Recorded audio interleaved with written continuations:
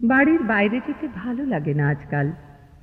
রাস্তায় ভিড় আর অস্থির আক্রোশ, মানুষের, ট্রাকের, বাসের, পথ জুড়ে ইরি ধানের মতো রিকশাগুলো, পানের দোকানে অক্লান্ত মোহাম্মদ রফি।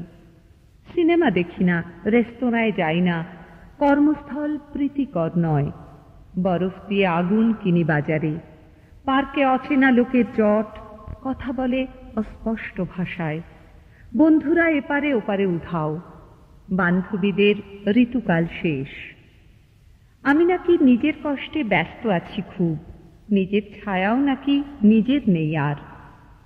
বিবর থেকে বেরিয়েছিলাম গুলাম আলীর গান শুনতে। এ শহরে নামী শিল্পীদের ব্যবহার হয় নিষিদ্ধ মাদকের মতো লুকিয়ে লুকিয়ে। ঘরোয়া এমনি আসরের সৌভাগ্যে শহরের অনেক জড়োয়া সুন্দরী এসেছিলেন মদ ও মেদ সমৃদ্ধ সুধীবৃন্দ।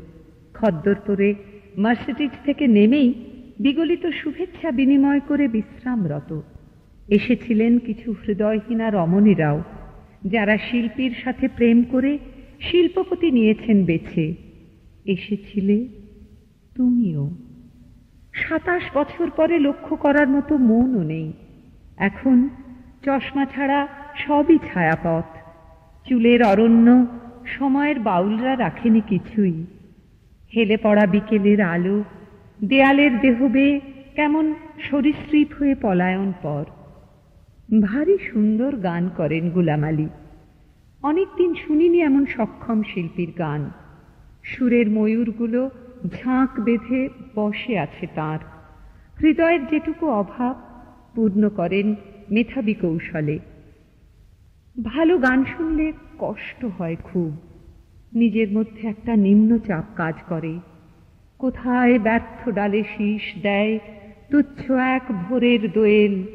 কোনো বটের ছায়ায় যেন ডানা ঝাপটায় আহত এক রক্তাক্ত হরিয়াল।